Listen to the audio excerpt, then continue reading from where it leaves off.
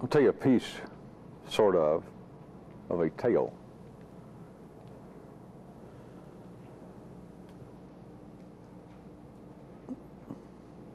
But there appears, periodically in the history of man, an underground river makes it to the surface.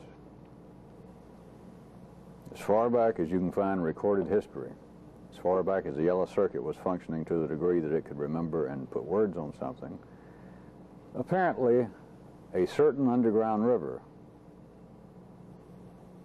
would appear.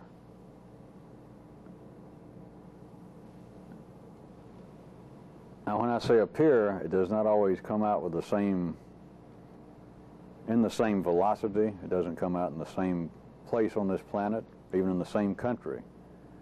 And it doesn't come out with in the same quantity. Sometimes the river seems to rise to the surface, and it's just in the nature of tributaries, small streams, almost surface water, wetlands. But it always appears for a certain length of time, and then it dries up. And then it appears somewhere else. And it has different qualities when it comes out, at different times and different places. It is all a manifestation, according to this tale, of one underground river. But it comes out in certain areas at certain times, as I said, as perhaps a very slow-moving stream. It can come out fresh water. Sometimes it can come out as salt water. Sometimes it seems to nourish the grounds, the fields around where it comes out. Other times it seems to have less than optimum nutritional value. Sometimes the people apparently can drink it and use it and benefit from it, and at other times apparently they pay very little notice to it. And it comes and it goes. Also, throughout the history of man,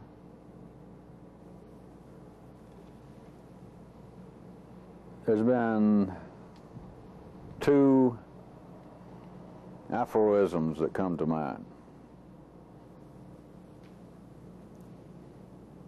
One of them, I'm not going to attempt to recall, much less enunciate them in any of their native foreign tongues. But one of them is very, very old.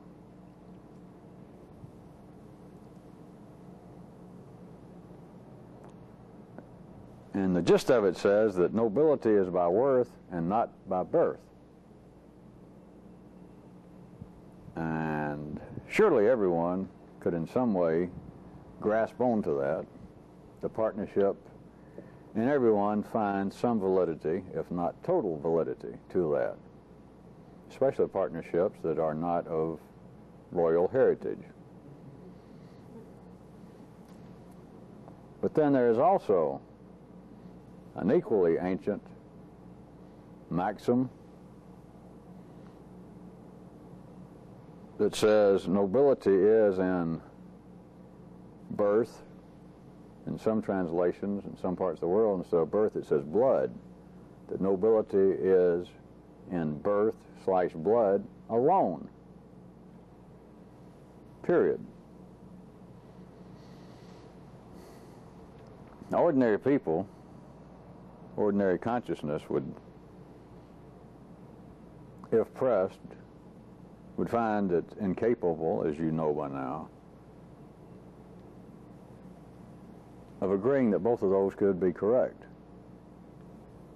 If one of them, in fact, represents verbally some basic reality, that the worth of a person is not by their birth, is not because someone is born Prince Larry in some extant or deposed royal family, that he is not suddenly, just by that fact, noble. That nobility comes about through one's own effort, that one's life later will prove whether Prince Larry was noble or not. simply because he may have been born in a certain family, and those around him are forced to refer to him as noble and your highness and etc. and pay homage to him. That doesn't mean that he has the least bit of nobility to him. That remains to be seen. It would be through his own achieved worth.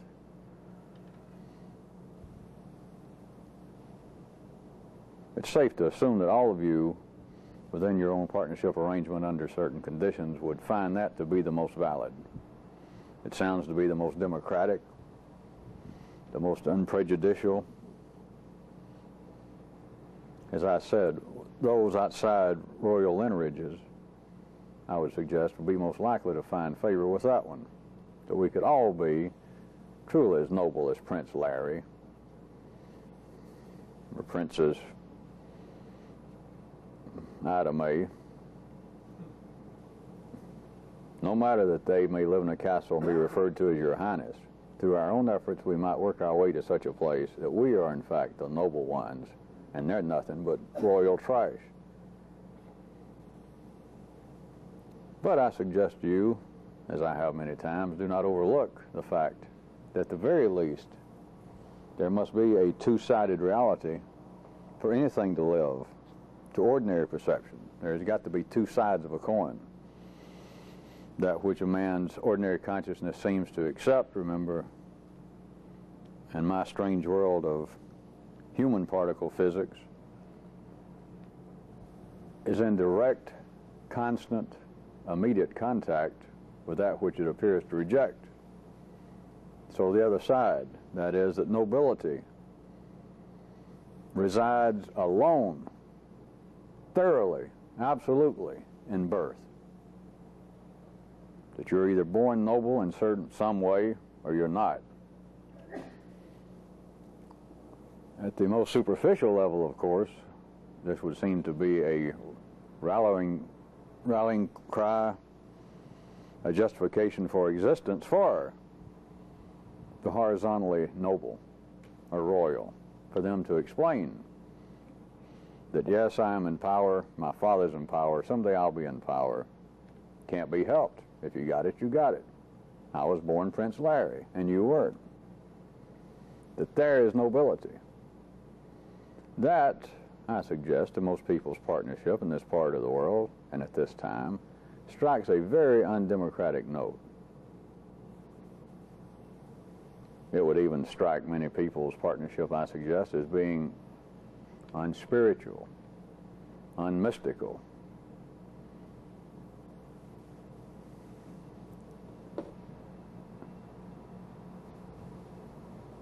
But they both exist.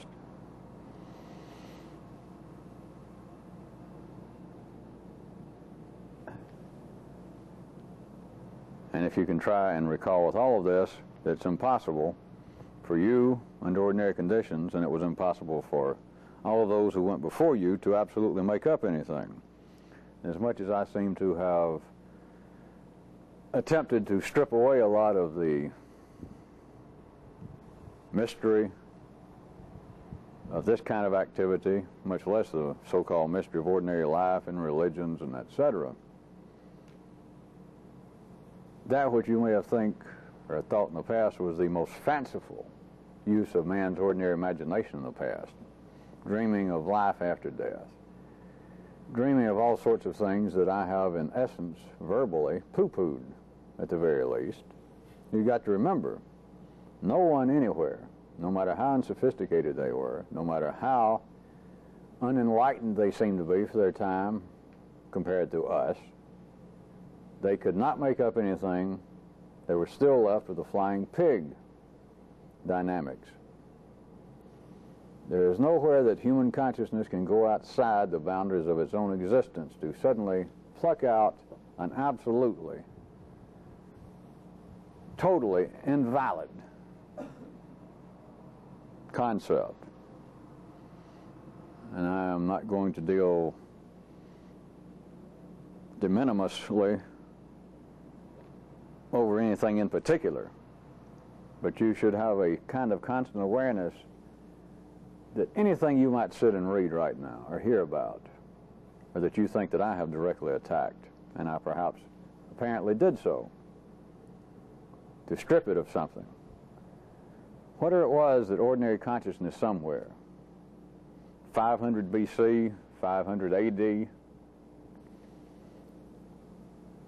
it may be accepted now as mythology, it may be a small footnote in occult history, it may be an accepted canon of some organized, respected religion, but it may be something that strikes you now, and you may give me part of the credit, that it strikes you now as being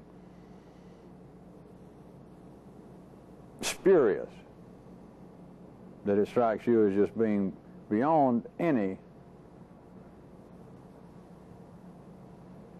degree of worthy attention, that it's just something that men somewhere made up. Like fear of death caused men to make up ideas of going home to some Godhead, to going to some heretofore unvisited fatherland, some homeland that you can say, well, this is absolutely ridiculous because no one has ever died and come back that we have any real serious information about, come back and said anything about it.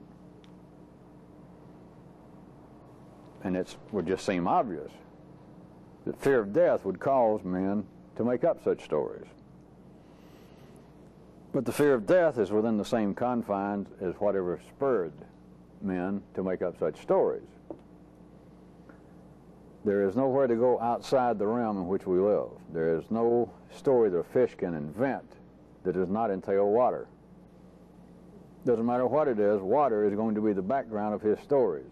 It's going to be the background of his recollection, the retelling of his fish mythology. It will be the dreams of his fish future. It will be the dreams of his future of life after death, if they had any. You do not see water, but there is nowhere to escape. There are no sources upon which to draw absolute, disembodied, imaginary ideas. My suggestion behind all of this is that the notions of nobility is by worth and not by birth, and the notion that nobility is alone is from birth, are both equally valid. There are times that this river comes out, and that if it could go back and be three-dimensionally tested, we would find that the wet areas would seem to consist, and then we would make quantitative analysis of the water. There would be other times, to let us say we could go back to the same place many years, decades, centennials afterwards, and find what appeared to be water in the same place, and if you could make a three-dimensional quantitative analysis of it, it would apparently be the same. But then if you looked at the effect the water would seem to be having, a relationship between this underground river coming out with a group of people in X time, and then go back X hundreds of years with another group, one group, let us say, might perhaps be ignoring it. They might go out and use it to dispose of their refuge. And the other group may be using it as drinking water. One group might even have seemed to conjure up stories of water gods, whereas the other group might look upon water seeping out of the ground as being unprofitable, even dangerous, that could begin to erode the land. They could be stories that one group has about past floods, and therefore this should be watched carefully because it could be an evil omen.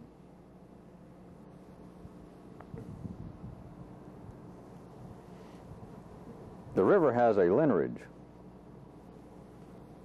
and even though part of what I have been doing for a long period of time, a part of it is to strip away much of the yellow and blue circuit apparent mystical fat, and me speaking very specifically of late, at least periodically, of drawing in contemporary notions of particle physics, of me almost dismantling the so-called psychological and spiritual universe, to where, to some degree, all of you could be said to have been seriously affected by what we have been doing here, to the point that many of you sometimes, many times, some of you much of the time, now could cast, compared to what you were earlier, a very critical, cold fisheye on all sorts of areas that most of humanity considers to be all the way from sacred to simply inexplicable. But I want to remind you tonight that this is the absolute ultimate mystery, but not in the sense that that which ordinary consciousness cannot perceive, cannot be known. I do not mean that. But it is still the ultimate mystery. It is a river that appears and it disappears. It comes out at different times and different places with different intensity. But every time it comes out, people seem to benefit from it, even if it was in an aspect that in the last few minutes I put in a negative manner. That is, that one group at one time may have used the river as a source of refreshment to keep the body alive, whereas even at that same area, at some other time, some group may have used it to flush away the refuge. That is still a useful purpose that the river is serving. But there are people in the body of life that are very thirsty. There are people who drink a lot, and there are people who drink less amounts of water. There are people who seem to be almost fanatical in their desire to bathe themselves. And there are other people who can go a lifetime, so it is said, and never feel the urge to put water on their body. Put it in their gin? Yes. Put it on their body? No. There are people who seem to be naturally inclined to use water to play in if the river is deep enough, wide enough, quick enough. And other people who seem to have a fear of water or do not see it as being a means of enjoyment. But what I'm telling you according to this tale, it is all one river. It is not the waters that are seen. It is not the oceans. It is not the rivers that are named. It is not the streams that are named, even the streams unnamed. The underground river has no name. People have named it, but after it disappeared, all they had left was the name of it. All they had left was the stories about it, their recollection of it, because the river does not stay anywhere. This river comes out, and you cannot find much of an extended human family line that would outlive the appearance of the river. It comes and it goes, and it's usually gone in one lifetime. And yet, according to these stories, this tale, the recollection of the river, the effect it had on some group of people, continues to play a very emphatic role in what humanity takes itself to be, what humanity takes as being its past, and what humanity in general dreams of as a potential future even after the body dies. That this is all recollections of the river appearing in a certain place at a certain time. But once you hear about it, once there is a mythology about it, you can't go and find the river. It is never there. As soon as it takes on a mythology, as soon as it takes on at the very least, a yellow circuit mythology that people talk about it, the river is no longer there. It goes back underground and it comes out at another time and another place. It does not only come out at one time in one place. At any given time, the river can be appearing in numerous places on this planet. It can be appearing as a river in one place. It could be appearing as a river and a half a river at the same time. It could be appearing as a river, and there could be countless. Well, there could be tens and tens and tens of streams that are part of the river that come out in a different place, but it's not as deep as the river itself. It should not really be called a river in comparison to the river when it rises above ground. It may be a stream. And so if a river is X meters wide when it comes out at the fullest it's ever come above the surface of this planet, if we said it was X meters, then if it comes back and it's 1/2 the meters wide and deep, you could have tens and tens of streams that are part of that river coming out in other places that might only be 1/10 of that area in width and volume and the speed of the current. But what I'm telling you according to the tale is it all comes from that same river. They're all tributaries coming from that same river. And you cannot separate any stream. You cannot even separate a kind of wetland. It's just enough to dampen the surface in some area. There is no way at all that those who understand this tale, if it has some purpose, there's no way you can separate the least amount of moisture from this river in some area than you can from the full-fledged appearance of the river above ground. It is all a matter of degree. Certain parts of the fable, I suggest you, have been left unsaid, such as if a river, and this river, according to the fable, if I haven't made it plain enough, is a very serious matter indeed. Very serious. It could go back to the beginnings. It could be part of the beginnings of life itself. But no one has ever asked whether the river had on its own a birth. And if it did, how did it arrive at such a noble state? Is it through some effort that the river made?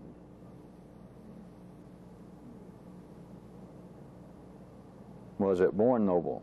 And there is no way to be noble aside from birth, aside from the blood.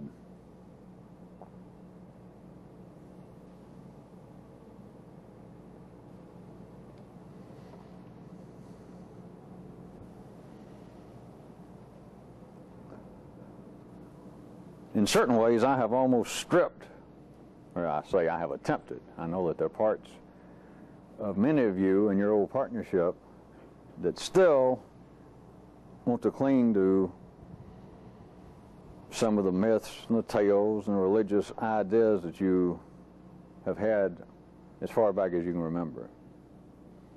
To what you attribute them is of no consequence.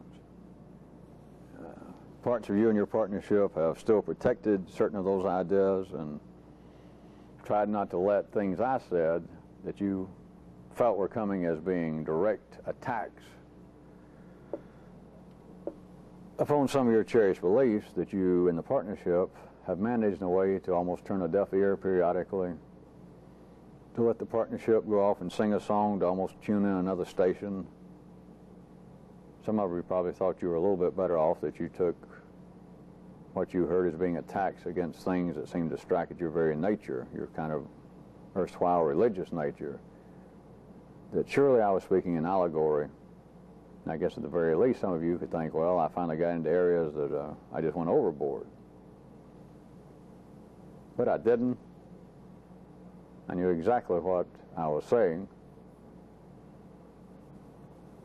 But many of you, in a certain way, feel as though I have stripped away much of it, and it's almost a very hard-nosed scientific sort of thing now. Even the name that I let us use, Evotech for the time being. Well, it could sound less spiritual or mystical. It sounds like that we are a biodegradable company.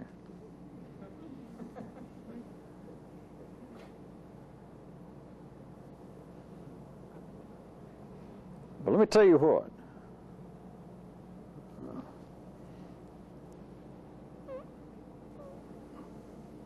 In a certain way, water has never had the intention to be as cleansing, almost stripping in its nature, as it has recently. But not on the basis of a binary concept, that there was anything wrong with what the water was washing against. But that's not it. It's not that there's anything wrong with religious tales, mystical allegories. Just that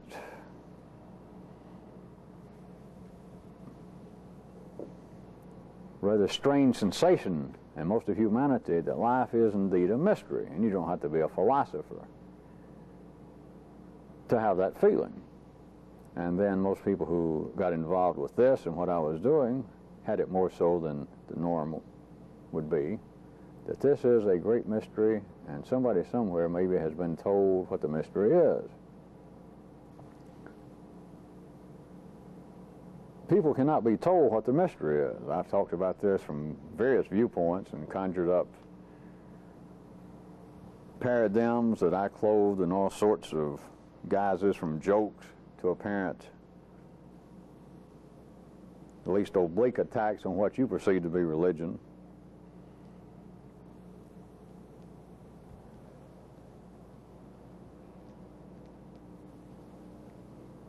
What good would it do you? And this is not allegory, except when it gets to the point that words turn themselves, and then you have to be able to jump further. It's not an act of faith. You have to be able to jump past 3D workings of the yellow circuit. But let me ask you, what good would it be? What if someone discovered the most refreshing river that suddenly popped up near their community? And you were dying of thirst. What good would it do for them to come to you and say, you should have been here last week. There was a river here and it dried up. And now you lay with your tongue swelling up and your lips cracking and you're about to die, but the person offers to talk to you, to counsel with you. They're even working on a book now. They've got a manuscript about how miraculous was the properties of that river, how it just disappeared, and the person offers to stay with you as long as necessary, which based on your condition is not going to be that long, talking to you, diagramming for you, even trying some sorts of magic actions that they could take their recollection of the taste of it and in some way try to convey it to you. Maybe put their hands on you. Maybe draw some kind of magic mark on your forehead. Maybe pull your tongue out and they stick their tongue to yours. They breathe in your mouth. I ask you literally, this is no trick question, what good would that do? It would do none, of course. Not for real thirst. There is no substitute. The telling of a miraculous, well, a refreshing river and the drinking therefrom that is no longer possible. The river is gone. There is no amount of telling, no amount of picture drawing, singing about it, chanting about it, dancing about it, is going to have no effect upon the thirst of someone that came along after the river and disappeared again.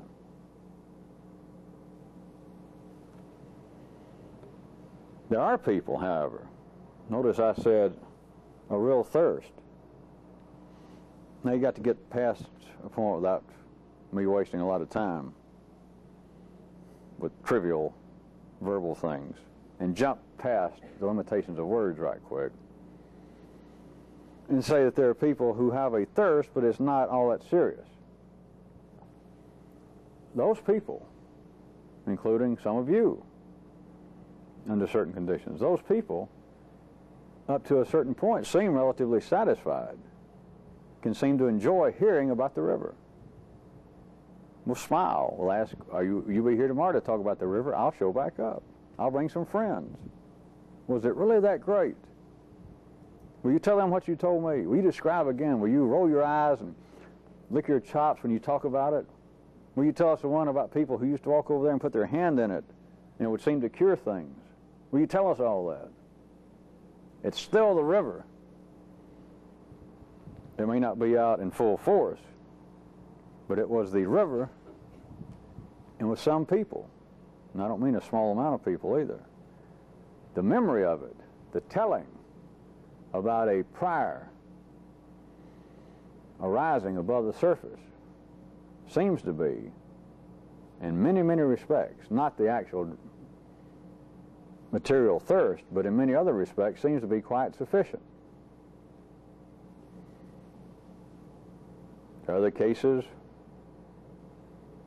you must see that there could be numerous ways to describe this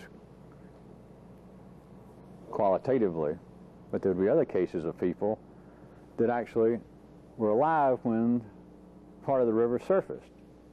And maybe it is just a dampness on the ground. It appears during somebody's lifetime. And they may go around and just press their fingers in it and lick their fingers. There may hardly be enough for one person to drink at any given time. But it may be sufficient for that group of people, for that community around which it just seeped up. That may last a lifetime of some of the people in that community. They may then have stories about it. But if you were attempting to judge it in a 3D world, quantitatively,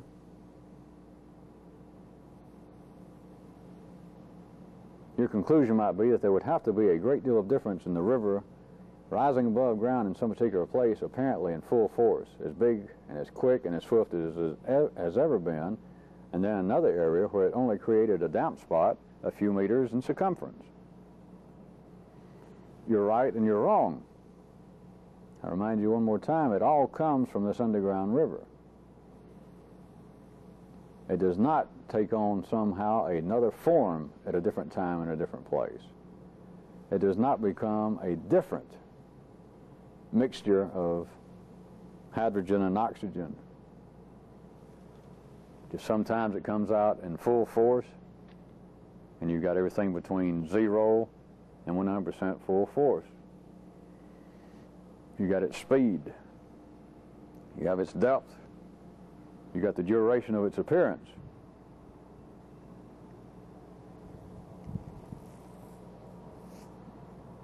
Part of the tale I mentioned, I'm not inclined to dwell on a lot, but a part of the tale is that this river is as old as not only man himself, but part of the story is, in some parts, in some places the story has survived, it is as old as life itself. I once, a few months back, asked if any of you could conceive of the possibility, and I'll change it now from a question, but I'll remind you of what the question: could any of you conceive of the fact that humanity might be the MV12 in life's own circulatory system, in life's own blood?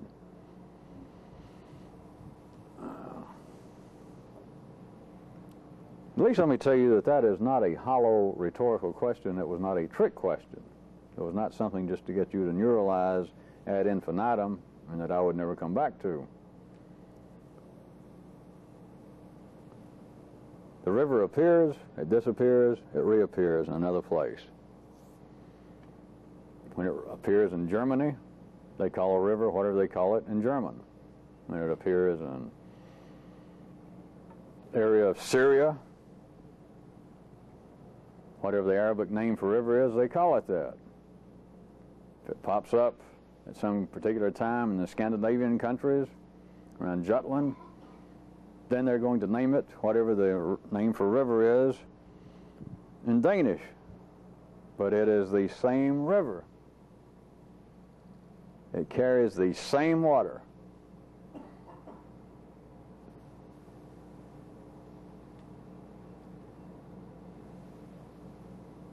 Many of your partnerships would believe, not incorrectly, that I had directly attacked the idea of a continuing lineage of some secret teaching, which I did. I pointed out to you verbally that there is no lineage. I even pointed out to you that you would be in the wrong place, that is here, if you still believe that there was a serious necessity for some kind of unbroken lineage, that if you kept waiting for me to finally say, so-and-so taught me this, and I told you to forget it. And I told you that nobody taught me this, and I got it from no book, and I got it from no human. Many of the times I have made it a point to bring that out. I also did not infer whatsoever, not purposefully did not infer whatsoever if there's anything mysterious about this. I tried to make it sound as everyday as possible. But, according to the tale, you find traces of the river right now, somewhere on this planet. And it is the same river that someone was speaking about 2,100 years ago. In a different place, they had a different name for it, and they may have described its properties in a different way. But then you've got to take into consideration that the needs of someone in a different place 2,100 years ago would have been different. But human consciousness always apparently looks at that which is not I. That is, apparently the object on which consciousness is dealing, and it attributes properties to the object. And ordinarily, consciousness does not look or to ask itself in any four-dimensional manner, why do I attribute properties to this particular object, even a process, but to this object, and I do not take into consideration that which I seem to already be made to need. The people judge an object on its worth, upon its desirability, but they attribute, ordinary people, you in your own partnership, they attribute the attributes to the thing itself, as opposed to there are certain things I need, and does this thing seem to fill one of them? If it does, then to that same degree, you attribute positive attributes to the thing.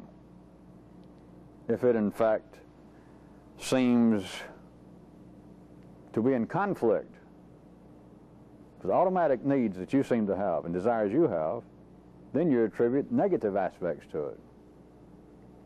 If someone points out this thing and you realize I never noticed it, what is it? And they try to describe some of its attributes, and there is no dovetailing whatsoever between their description and what you can perceive of it right then, and any needs you have, it might as well not exist. You look at it, if you had to say something about it, you would look upon the object then as being the epitome of white bread incarnated. This is bland on two legs. This is totally irrelevant.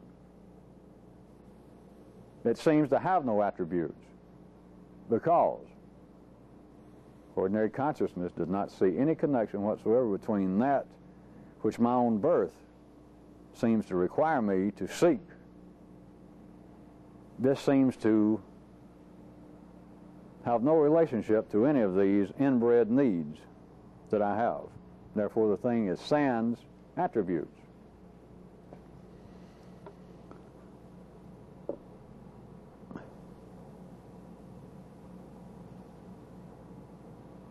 There is no verbally describable, there is no observable lineage of the river, because the river does not exist for any intents and purposes worth me discussing, according to the tale. The river never exceeds a lifetime. It does not exceed, to be a little more specific, you'll have to work on this yourself, your instance, does not exceed the lifetime of a community. But for all intents and purposes, it does not exceed the lifetime of anybody there. It comes and it's gone. It disappears literally after it has sprung up, and they may not remember when it sprung up. Those that first begin to notice it may say, according to their history, according to their oral folklore, so the tale goes, that as far as they remember, it's always been there. And then one day they asked their father, how long has it ever been there? And he says, it's been there as long as I can remember. And that's all anybody knows. But no one paid it in particular attention until this one lifetime. But I repeat, for all practical purposes, it only lives through a lifetime of a community. It disappears. It literally sinks back in the ground as though it were never there. The land becomes dry. There is no riverbed left, not that could be proven, there is no scientific basis to look at traces wherein you might have heard there used to be a river, according to all reports, history, folklore, and you might go back and find what appears to be traces, but it cannot be proven. It cannot be proven to the Yellow Circuit that it ever existed. But it is the same river when it comes out 1,000 miles away, 5,000 miles away, when it comes out 1,000 years later. It is the same river. Something else the tale never got into. If there was such a river, and if it had such, may I say, apparently noble qualities,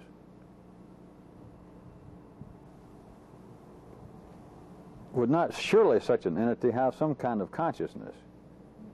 Would it not have some sort of memory? And if it did, and if any aspect of this tale had any real four-dimensional validity, that is, that it is as old as life itself, then think how far back the memory of this river would go.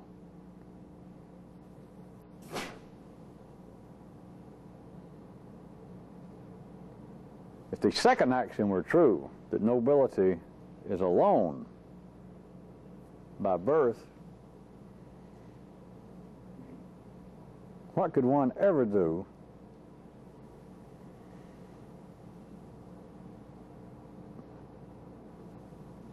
in the original use, in a certain context of the word anoint, that priest and men supposedly of a religion in some way went through a magical process when they would anoint a king? It was not to recognize a king, that is, somebody noble.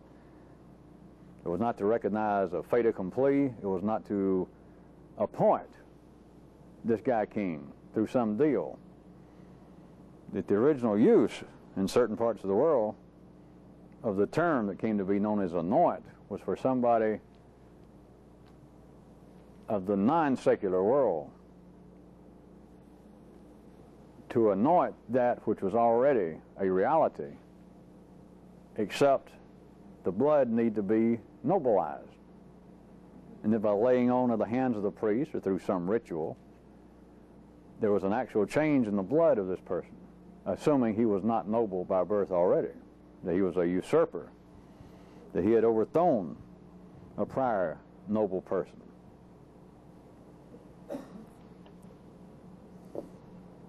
Why would such a story come to be when it is patently superstitious, that in some way that there'd be a man referred to in some way as being spiritual or a priest or so-and-so, and that in some way he went through a ritual, and him being the leader of another world, the world of the gods, not the world of the Caesars, and he takes the new Caesar, and by some, obviously, ridiculous,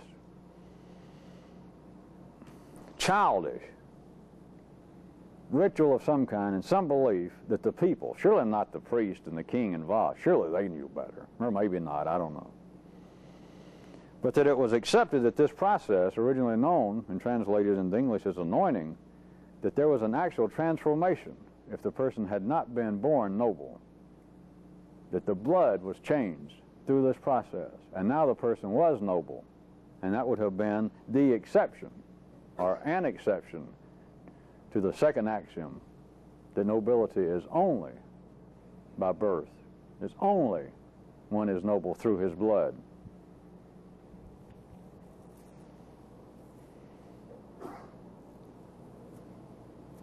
Strange thing, I can't help but mention it again, according to the tale, as much as is possible in words to say, is this river never changes. That which constitutes the river does not change. That there is no substantial change in that river when it appears today as it did 2,100 years ago.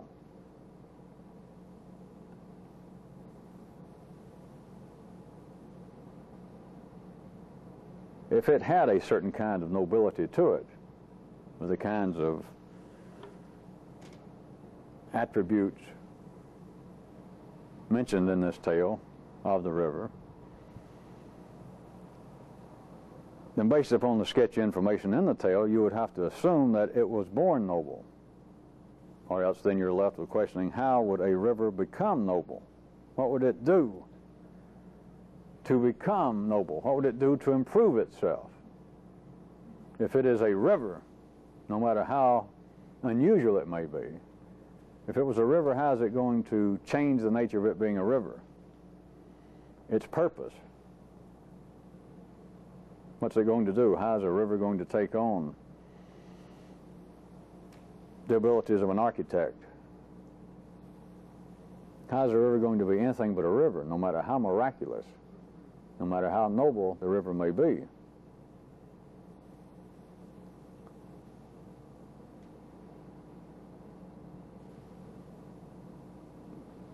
There is a purpose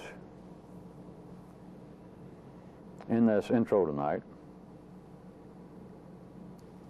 And insofar as possible, I'll have to tell you the truth, that there is no such tale. I just made the tale up. But then you got to remember this. I cannot be completely freed from the flying pig dynamics. So I got it somewhere.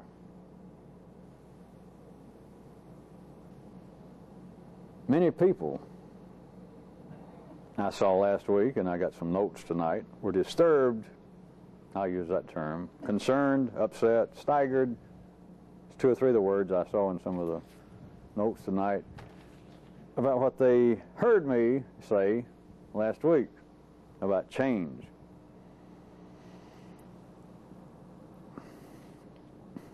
People who believed that I was in some way inferring or stated outright that when it gets down to it, you can't really change what you are.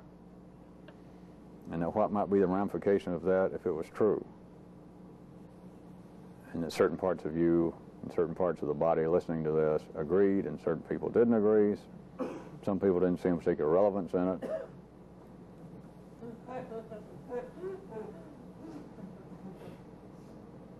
But there is in this the absolute supreme father of all genetic mysteries.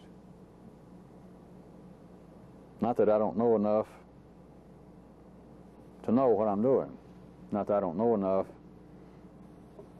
that you could wrap up everything known about life right now on this planet and put it together, and another human, and I probably still wouldn't have time to talk to the person unless it was about James Brown's new album, whether he had it and I didn't have it yet. What do you think of it? But in a quite real sense that I have never dealt with directly in most of you people's lifetime, this is the absolute ultimate mystery. And the stripping down process that I have done apparently of religion, psychology, sociology, everyday accepted wisdom, the ordinary workings of one's circuitry, all of this is a very stripped down, it is a very purposeful detailing of the river. But no matter what you do with that river, once you get some idea, if such a thing existed, you're just going to die. Because, I already said because, so I guess I'll press on a little bit. Because every tale, no matter how ridiculous, every mythological story about gods, man, relationships between gods and man, apparent Genesis stories in many religions, every one of those were true. Every one of those arose in reaction to that river coming above ground, coming out of the earth and flowing in a very quick, a dramatic, and a purposeful way during one tribe's, one community's lifetime. And every one of those tales, including flying pigs, are true.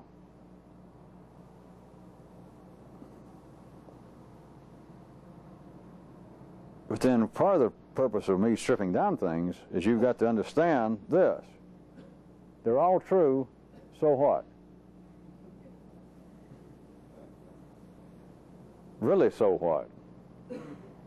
Not casual, so what? Not smart aleck, so what? Not negative, so what? Not reactionary, so what? It's so what? Because there are now tales of when that river was flowing at one time in one place. Now I say so what? If you can go back and listen to the tales, if you can read about it, if you can watch the attempted ritualization, the re-ritualization of something that at one time had some validity, and if that satisfies you, if you can hear somebody talk about the river and when it was here once in a certain place, if that satisfies you, that is all you need and nothing is wrong. You're not disappointing me, you're not disappointing anybody. But if that doesn't satisfy you, you've got to understand the reality of, so what? And I'm telling you, it was all true. The strangest occult, pseudo-mystical book that's ever been written. I don't care whether it was recollections of tales from the Dark Ages, the first few centuries after the formation of the Christian church, whether it was pre-Christian era, whether it was something written last year. I don't care how insane it may seem. No matter what it was about somebody who was talking to dead spirits of the Creek Indian tribe, somebody who claims to be the literal descendant of Moses, and it still has magical powers, some group who is worshiping some human on this planet who says that he is in the direct line from Buddha, and that they all have carried a piece of each other's skin, or they cut the bones out of every time that one of these llamas dies.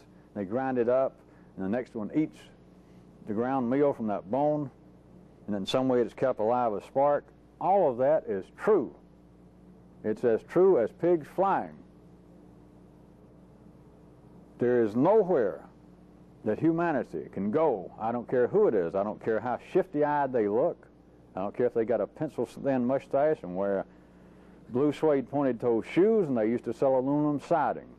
I don't care if it's that. I don't care whether they have spent 30 years studying the scriptures of some religion and now have reached the pinnacle of being a head rabbi, pope, priest.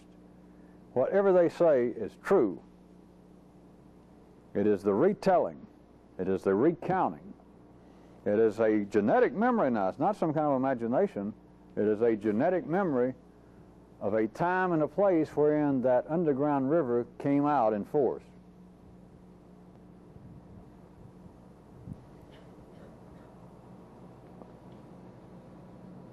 It is a supreme mystery, not a curiosity, not an unknown, but it is a mystery. I guess I should have gone either into some other language and come up with a new word for mystery, or made up one like I normally do. It is a mystery in the sense of not some kind of curiosity, not some kind of perverse individual disclaimer that man can know that which is important, or that you can in some way learn that which you do not now know and no one else seems to know, and you suspect or you've always hoped I knew it. It's not that kind of mystery. The mystery is really a smile. Or as I put it last week, I put a few more words. Whenever you really see what's going on, you're just going to die. That's the mystery. You're just going to die.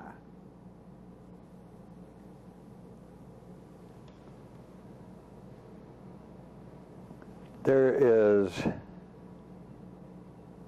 a reality to both of the axioms of nobility. And I assume that all of you have suspected from when I started this, I certainly meant in the word nobility, since I just took already concocted axioms, I meant nobility in a wide-reaching sense. Not that you were a part of a royal house. Nobility, in any sense that you would care to include in it. And specifically, in your case, there should be a sense of some sort of improvement over the mean, at least over what you were to start with, whether you're particularly mean or not.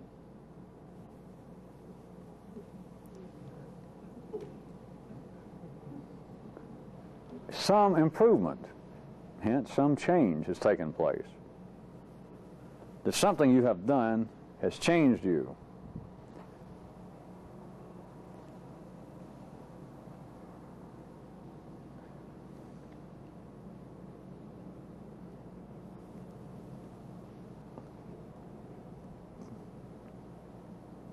Part of an approach, I would suggest you to a real, potentially profitable and interesting mystery would be what might have been taking place in the past.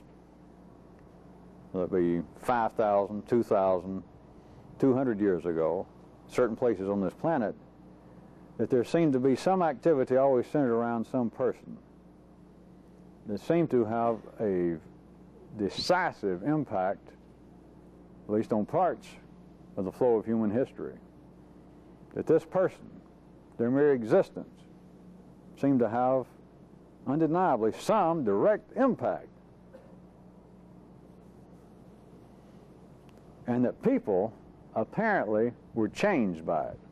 People apparently were changed then, and now, even 2,000 years later, 5,000 years later, there are people who are still apparently changed by this having occurred in the past, that they now hear about it. Someone is teaching ideas that apparently are proclaimed were based upon that which happened in the past, and now there are people presently, 5,000 years after the fact, who say they're changed by it. What reason they have to lie, assuming men could lie? Why would they say that my life has changed after hearing this? I have undertaken a study of what occurred and what this person said and what the person did.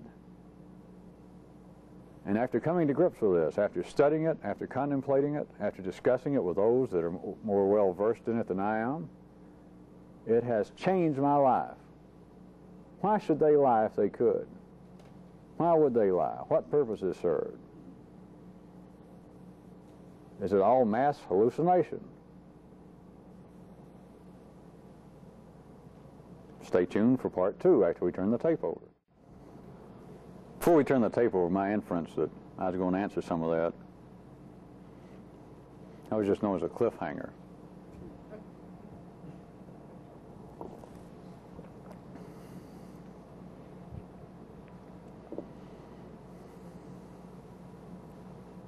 A little more specifically, that may or may not have been the end of my commentary on the tale about the underground river. I can assure you this, there was a purpose in that. Whatever it might have been, God only knows, but for sure there was a purpose in that.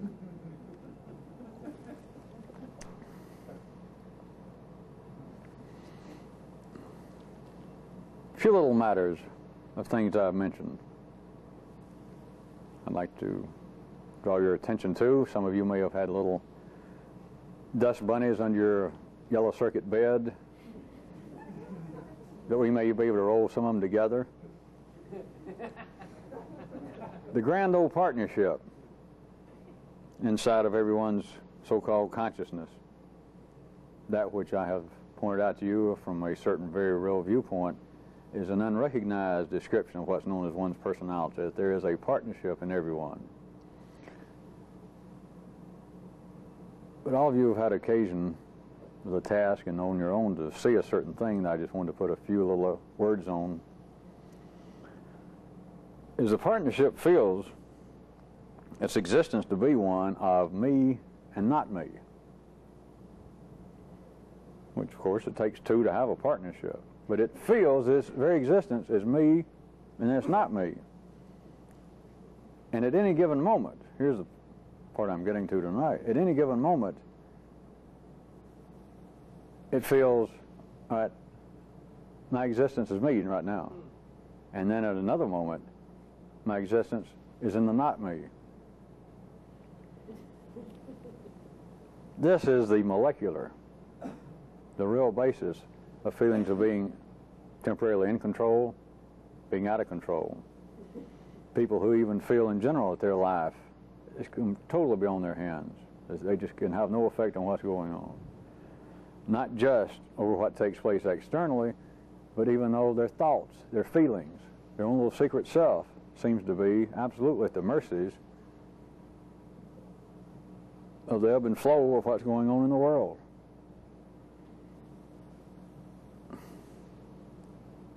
There's another possibility, though.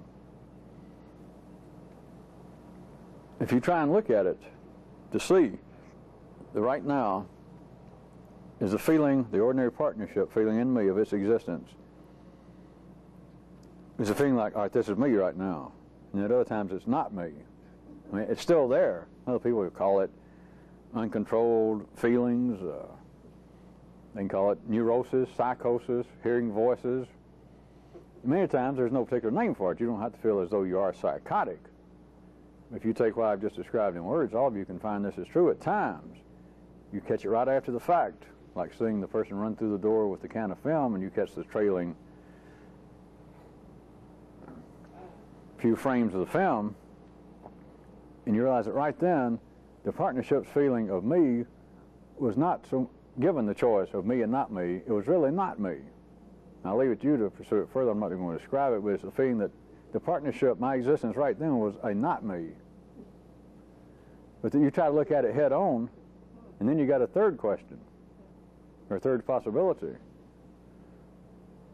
Is right now who? Yeah.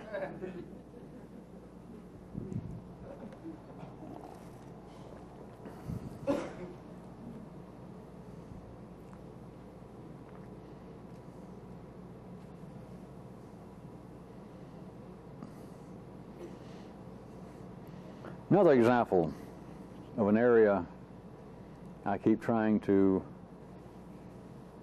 if I may be really allegorical, that I keep trying to produce a small spring to you at least. Another example I was hearing recently. The sum of an area I keep trying to, if I may be really allegorical, that I keep trying to produce a small spring to you at least. Another example I was hearing recently. The some social observer pointed out the so-called wife beating, men slapping and hitting around women, was somehow, in large areas of our society, looked at as being culturally permissible. That was part of the problem that they were having to deal with, psychologically speaking. That there were certain areas of our society that just, surely, I don't have to go any further, you know what they thought they were saying. They had data to prove it, and they'd done field work and studies, but that this phenomenon was in some way culturally permissible. And they're going to have to deal with it on that basis initially.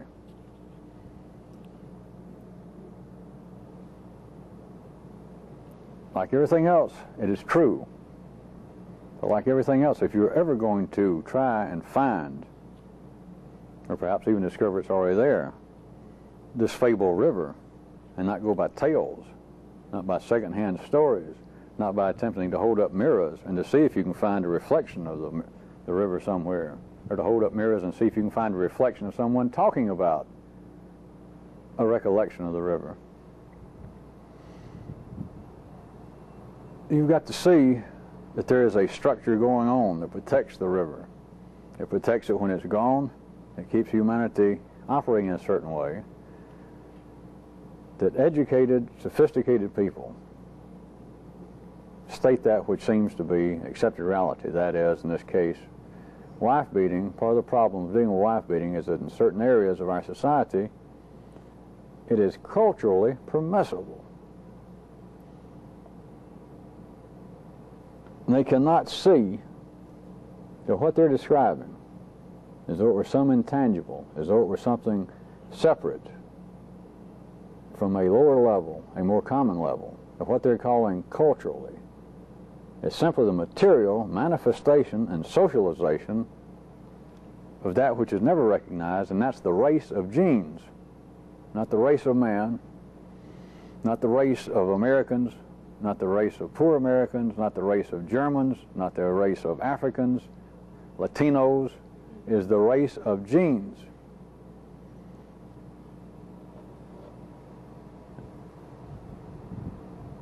Without the specific need for this underground river, if it existed, and without its appearance, then everyone is left dealing with such concepts as culturally, psychologically, spiritually. Many of you think, not you, you people know better, but many people could hear some of my tapes, even though I caveat periodically that I pull out the Pope, for instance, just as an archetypical example, the best contemporary example of an apparent single titular head of some religion.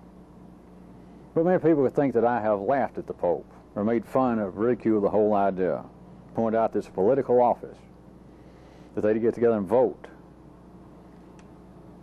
But is that true? Do these guys become Pope by accident?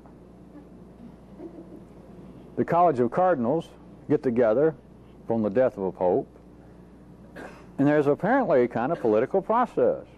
There's a kind of Republican phenomenon, small r, Republican, that they consider candidates, they discuss them, they vote in secret, they tally the votes, they continue to vote until they get whatever the required majority is of these other humans. But is that what's going on?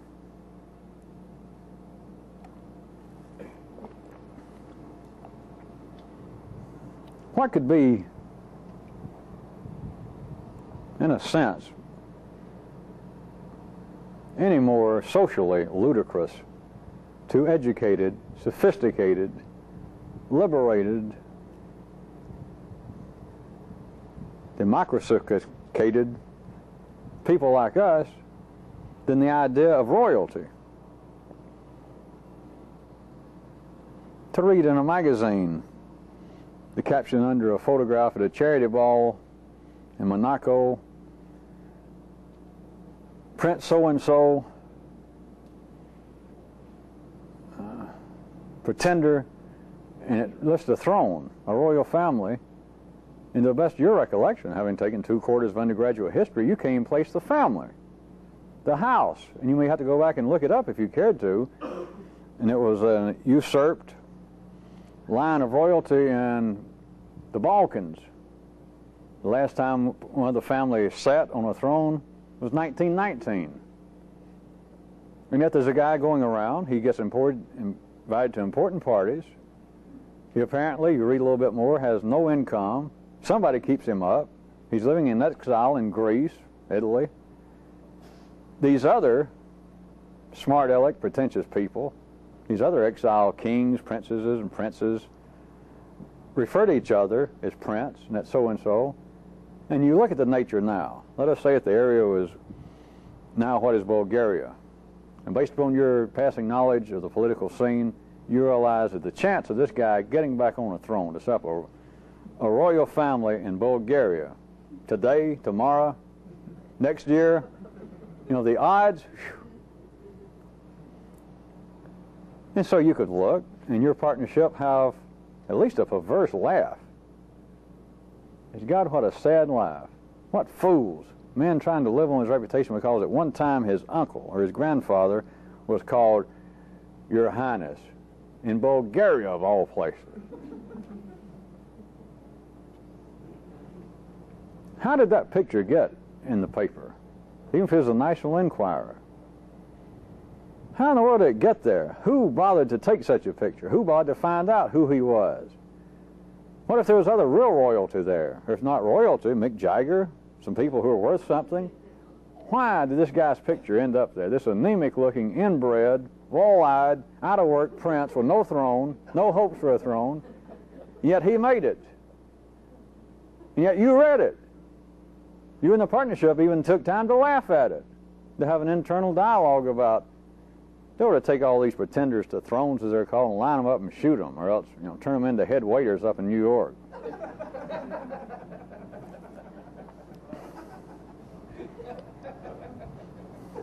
Those who are not Catholic can really have a good laugh over the Pope, a full-grown man with a college education.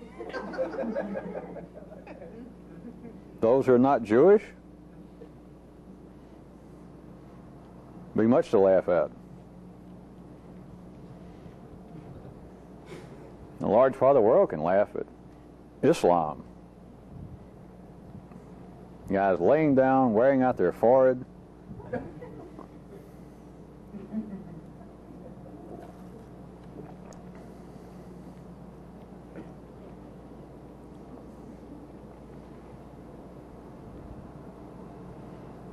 There is a race of genes.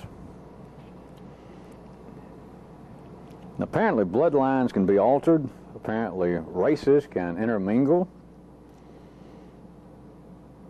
Genes can apparently be altered. Blood can be adulterated. Blood can be watered down. Blood can be infected. But according to this tale, that river never changes. And according to aspects of that tale, that river is as old as life itself.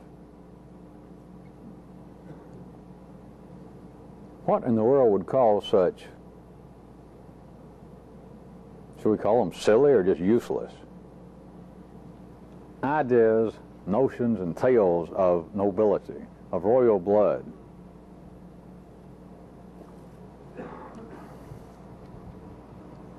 Again, I suggest to people, especially of where we are in the race of genes, that it is almost inconceivable on the surface to us, yellow circuit, even blue circuit wise, is how did royalty ever come about? How in the world could a group of people, even as young as our country is, and all of us have got some passing history of our struggle against the royalty of Great Britain, the formation of this as a country, sort of a new area of life on this part of life's body known as planet Earth. But the way in which we were born and grew up, how can we imagine what could possibly have happened 200 years ago, 5,000 years ago, and everywhere in between, that groups of people suddenly were led by some royal house, some king. Well, sure, you can read a little history. Well, he paid a bunch of guys. They had the biggest swords, and they defeated everybody around them, and he said, "I'm king." And he just wore everyone else out.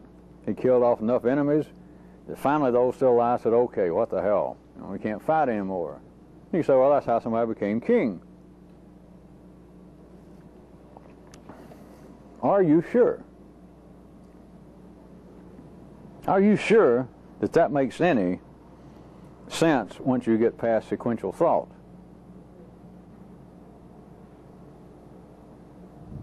Does that even hold water?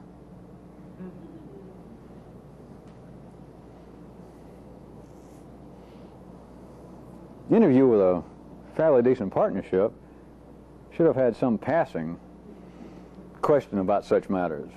Even today, we're no longer ruled by royalty, but in places where there seems to be no great amount of freedom. Are you sure that the people are being held, this group of people, this community, in the full, wide sense of the word, are in some way being forcibly held by some individual? Are you sure of that? Even sequentially, does that make a lot of sense? Does that fit into any observation you can make about the nature of human life, any nature you can make about the other forms of life on this planet with which we would have something in common when we get down to the lower circuitry? Why is it, although it's not completely comparable, I'll admit to you, but it might be more comparable than some of you imagine, how is it that every wolf pack has a leader? And he doesn't get together other wolves. Just suddenly they look. Zoologists, those trying to observe, and there's a wolf in charge. And nobody seriously questions it. If they do, there is a direct fight between the wolf that seems to be in charge and another one, and somebody comes out a decisive winner. And then for a long period of time, there seems to be no question about it. The wolf that's in charge never seems to have any question about it. When he is challenged, when there's any show of a potential challenge, I know of no account, because there is none, but I know of no account where they observe the head wolf, the head moose, the head wildebeest, the head lion, that once somebody showed the least sign about, I'm about to call your hand, that the wolf went off and thought, well, wait a minute, perhaps I have gone too far. Perhaps I've been too harsh on the pack. Perhaps I've outlived my usefulness. Perhaps it's time for a new regime.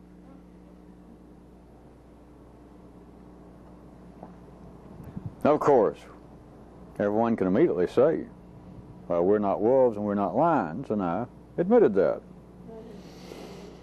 But are you sure the Pope is so funny? Are you sure that royal houses are a joke? Are you sure? I'm not speaking to me, of course, and you. I'm speaking to the not me.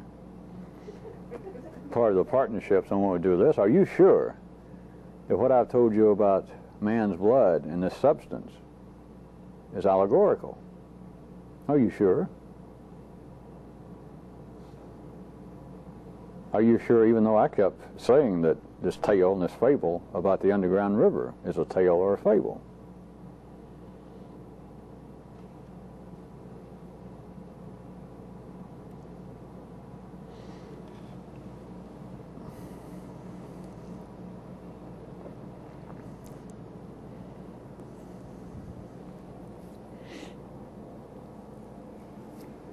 If the river did exist,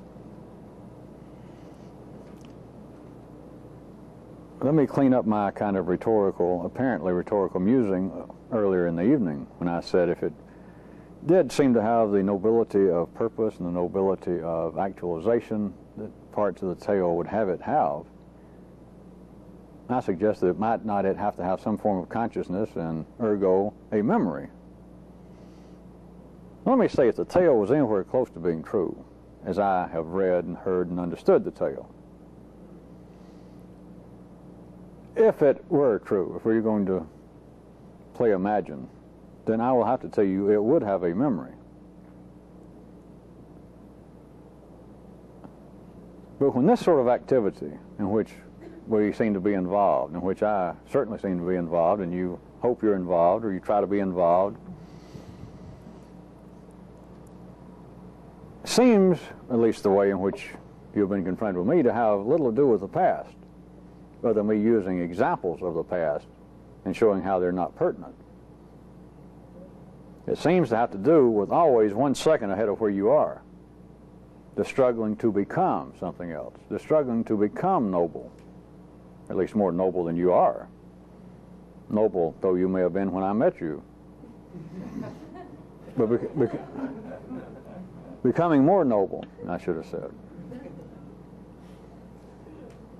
So, what place does memory have?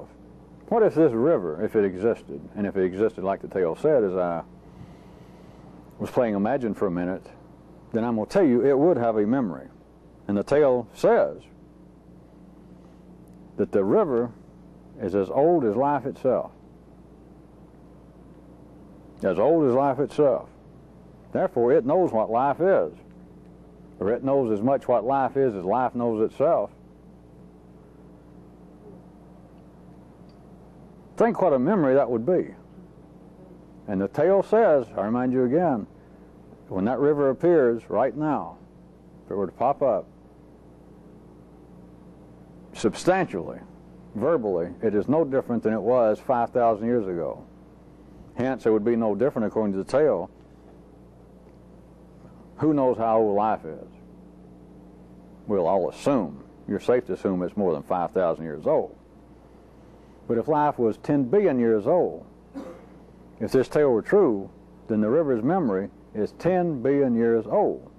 It is older than Mandela Circuit, obviously. It is older than the known history of humans. Think what that river knows. Of what use could such a memory be? Well, let's don't worry about the river in the tale. Of what use could that kind of memory be to you, to any human? None? A little? A lot?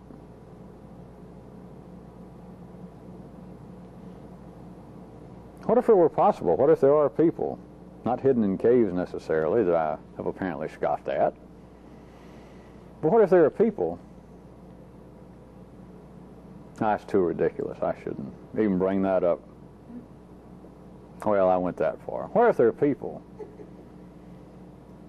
who had a memory in some strange way that I wouldn't begin to try and guess how, that had any sort of memory that went back?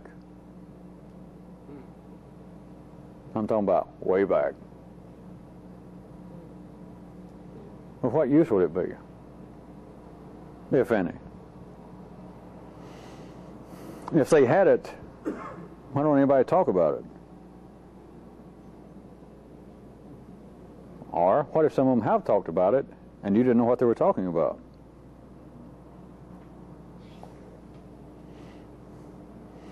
What if some of the things that humanity believes that they worship, some of the things that humanity believes are the kinds of concentric secrets that would be hiding in the bosom of their God, of that community's God?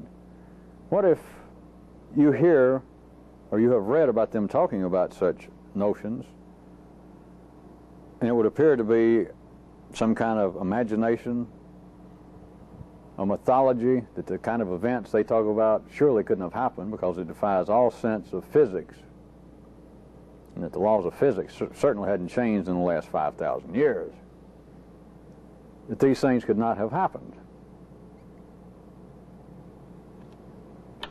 Ergo again, the notions of gods, religion.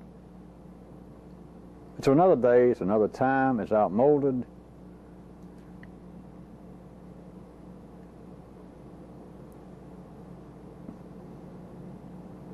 What if you don't know what you were hearing? Of course, that also implies that what if the people talking about it do not know exactly what they're talking about? They're talking about memories of, well, all right, let me go back. I'll use that story about the river again. What if these kinds of stories are retellings of recollections of a river that they've never seen? That no one alive saw the river existing as it is now talked about. That they're talking about the river existing in place X on this planet in year X. And it comes out as something else. And it sounds to be absolutely mythological. It has to be some form of imagination. It has to be allegorical at the very least. That what the stories are talking about obviously are an attempted material, verbal presentation of something that would have been spiritual, non-verbal, non-material. Well, that allows even ordinary parts of humanity to discount large part of what would seem to be, from their view, outdated cultural phenomenon. Just dismiss it because the people are not sophisticated enough to know that what they're describing, or what the priests said they were describing, could not have been true. Gods did not come down from some mountain in pre-Athenian time and mate with women and turn out these hybrids that later supposedly became kings. No, there are no gods up on Mount Olympus. There are no gods up in the heavens. If they were, I don't believe the story that they came down and got drunk and slept with some female humans and produced these so-called heroic figures. I can explain psychologically, sociologically, the kinds of needs for those stories. They're not that far removed from the needs for men to make up the idea of an afterlife for fear of dying. the idea of a God to make up for their own ignorance. Since we don't know anything, there's somebody somewhere that knows it all. In fact, he did all this.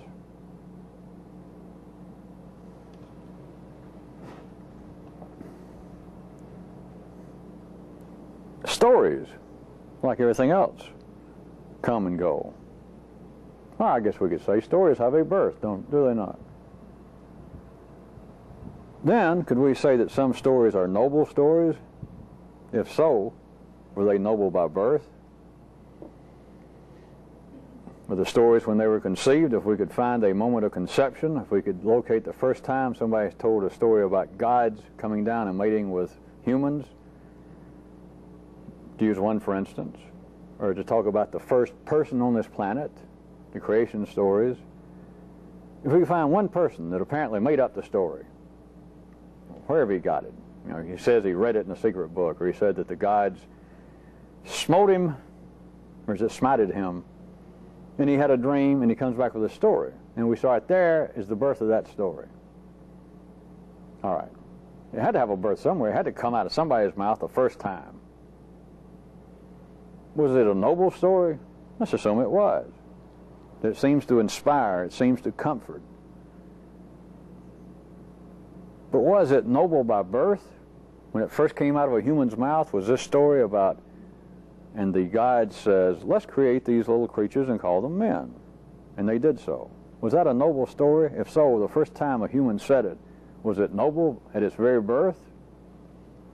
Or, over a period of hundreds and thousands of years, did that story seem to serve some kind of purpose, and it now is a noble story, not by birth, but by worth? That in some way this story has worked for its own nobility, that this story has served useful purposes, inspiring purposes, and now the story has taken on, as ordinary consciousness might call it, a kind of life of its own that's now literally no longer important whether such a silly thing happened, that some old man with a long beard came down from a cloud and made all this and then made these little people. Obviously not true. Defies all known laws of physics. But has that story in some way helped civilize humanity? Has it helped give him allegorical explanations for the inexplicable? Has it helped calm some of his innate fears over being alive and being mortal? If so, even if you were not now religious or never been religious, could you not, from some sort of intellectual perspective, say this story is almost noble in what it has done for humanity? But again, my question to you is, was that story, was any story, but in this case, was that story noble by birth from its very inception, if there was such a moment, or did it become noble by worth?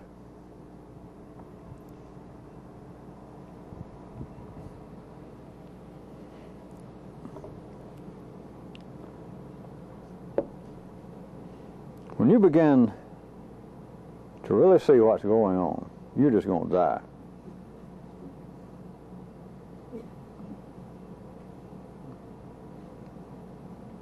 Some of you, I guess, will just get sick a little. And I don't mean that negative. I was just having to come up with a shade of difference this side of dying.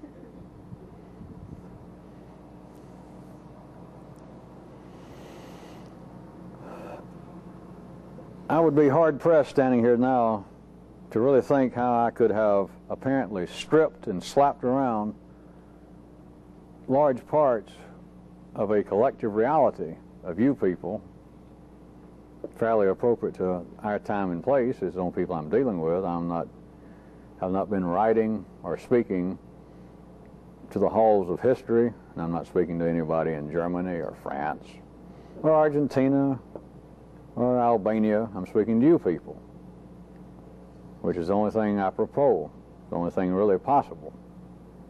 But I have, as I said, about as good as I can see that I could have done it within certain limits, slapped around this kind of collective recollection, this kind of genetic acceptance of what should be religion, what should be man's spiritual history. I have poked it, I have attempted to strip it down and turn it almost into a cold, clinical thing. Even apparently an imaginary, a misconstrued, a misnamed thing. Even your prior interest in what you thought this was about before you got entangled with me. But it is all hand tricks. If you don't know, in the entertainment area known as magic, not spiritual stuff, it's stage magic, entertainment. There are several areas, specific areas. One's known as close-up magic. That's when you do things with real close-up. Coins, making a little watch disappear. And then there's that which is known as illusions, stage magic. It takes all the big props. You cover up a cage with a lion and you pull the cover off and it's turned into, what? A nice rambler. And those who are seriously in the magic, the entertainment magic business, they end up having to specialize if they do. Like anything else, you're going to make a name for yourself, you got to work in one area. In the middle, of course, there's another general area, but close-up magic.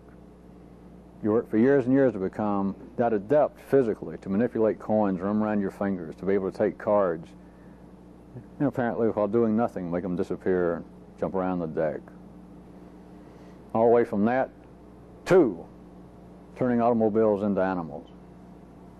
But this is all of that.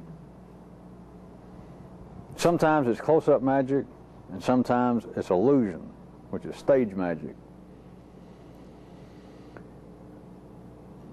But when you begin to see what's really going on, you're just going to die. Because I have, for no historical reason, and for no reason that will necessarily outlive me or you, have apparently stripped or attempted to strip, attempted to poke, dispel, shake up, ridicule, laugh at, dismiss, file away, put behind you almost every recollection of the underground river coming up. If that tale were true. But if that tale were true, I would not be doing that. I could not do it without the river.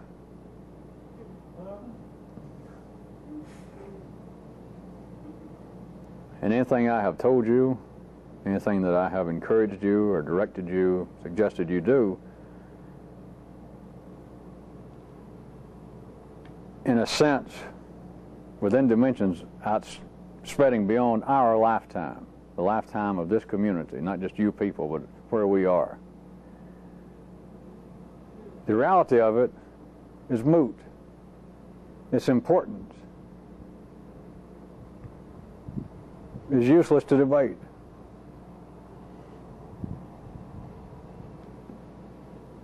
For whatever it was, I didn't make it up. But it has been a non-ending series of events, discourses, little writing I did, that ranges from close-up magic to stage illusion.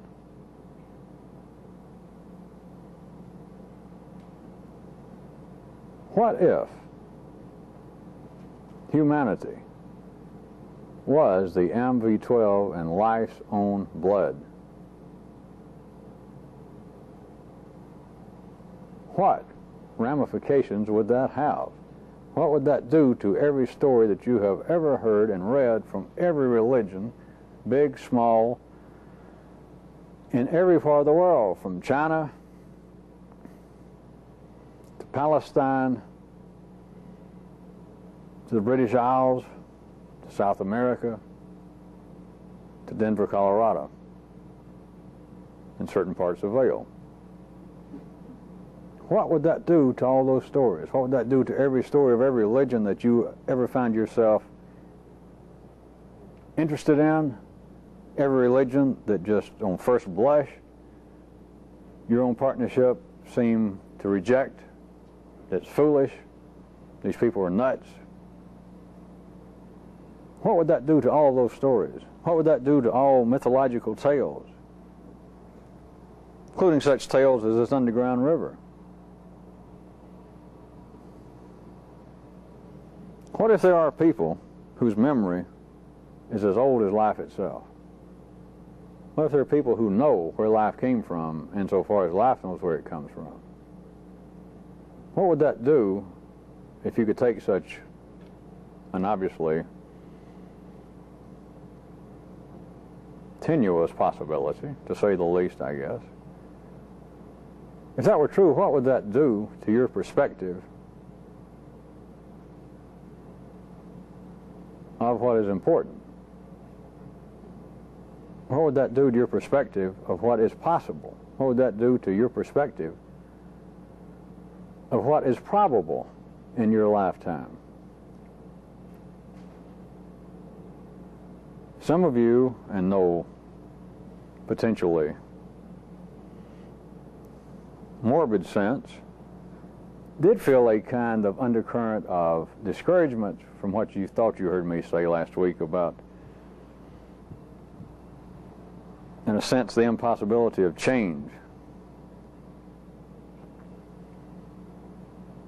But what if the stories of a priest having an ability, you don't have to take priest literally, of course, that there was some reality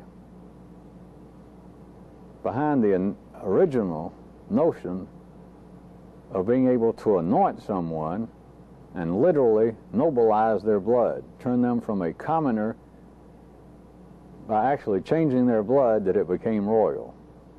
That's about as ridiculous, that is about as childish as any mythological tale, I guess, that you and the partnership could imagine. Unless some of you have secretly, after all this time exposed to me, have been dearly holding on to this kind of bullshit. But be that as it may. What if there was a reality to that? How many stories have you read, references you have read to religions all over the world, from those that seem to be the least civilized, the most brutalistic, to those that would apparently be the most civilized, contemporary manifestations of religion? A theme runs through them all of what? Among other things. But one thing in particular is blood. All the way from bloodletting, blood curses, the revenge of blood, the use of blood, and very crude, even so-called cannibalistic rituals, to that which obviously is an allegorical ritual representing something else. But remember, to life, everything is ipsy-dixit. To life, everything is allegorical. To life, everything is non-allegorical. To life, there is no such thing as allegory. Unless something in life could get outside of life and come back and know something that life doesn't know, that would be allegory to life. But you have never had an allegorical thought in your life that was foreign to life. And I guess from certain respects, as close as we could objectively, I could say that I can speak and think as allegorically as anyone I have ever heard of, anyone alive today. But I didn't do it. I have not pulled anything outside the knowledge of life. You can't get wet without water. You can't breathe without blood. Change may look to be almost impossible for almost everybody. But what if it's not? Not for everybody, not even for a large group of people. What if it is true that you can't become noble by some sort of worth? But if that's true, of course, then the other axiom is obviously, if you begin to understand my physics right, then it's also true that through some kind of effort you can become noble. That is, you can change. But if you can change, you're exposed to something exceptional. And if you can change, it was not because of your adoption of the tales, the recollections of this river coming above ground at some time in the past. You cannot change with that. Only those who say they can change and have been changed by such stories can be changed. If you're not one of those, you can't be changed by it.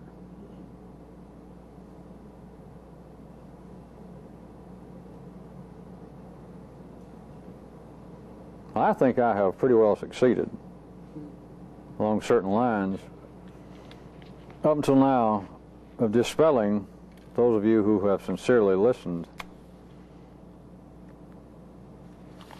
and tried to pursue, consider, and neuralize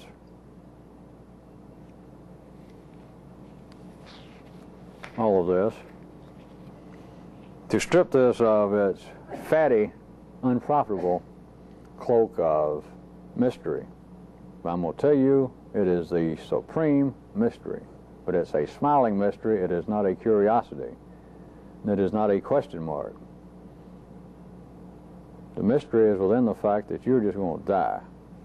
You're just going to die.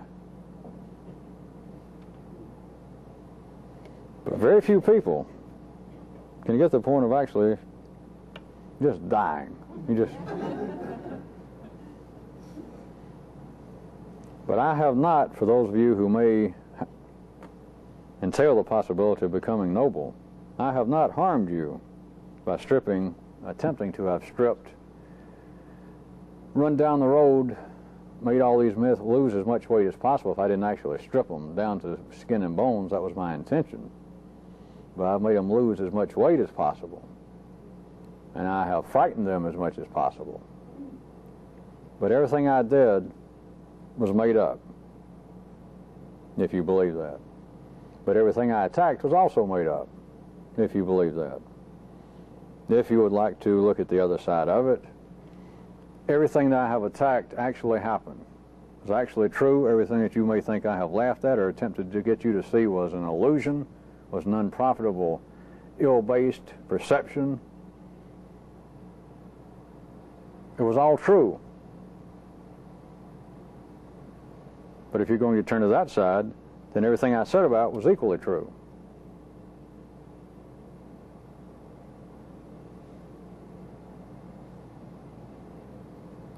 You don't know what a supreme mystery this is. Maybe next week, or if I come back to this, I'll get you another word instead of mystery.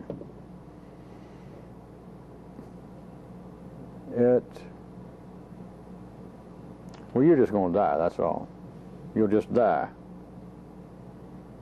To find out that everything that everybody always believed, everybody on this planet, every story you ever heard was a fact. Every insane tale you ever heard actually happened. And everything that you ever thought about those tales actually happened. The ones that you believed were nutso. That actually happened when you thought that. Those that you laughed at, you actually laughed at them. That happened.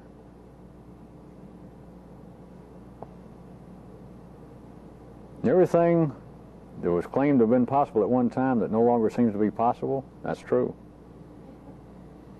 The things that humanity has said that they believed may happen in the future that has yet to happen, that's a fact.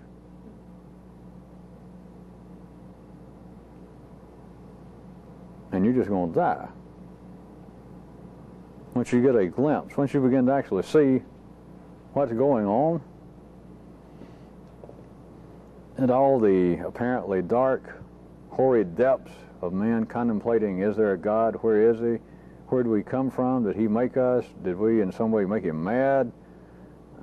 Did he make pacts with certain groups of men on this planet? Did he in fact have intercourse, him or some of his relatives, with humans? You're just going to die.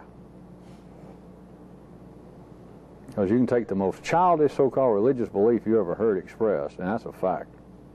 And you can take the most complex so-called theological discourses and commentaries that have ever been written, and they're true. And you can take the strangest, even the most sickening, repulsive rituals that's ever been done in the name of religion, and you realize it was no laughing matter. It was a smiling matter. But that was not someone's imagination. There were tree gods. There were frog gods.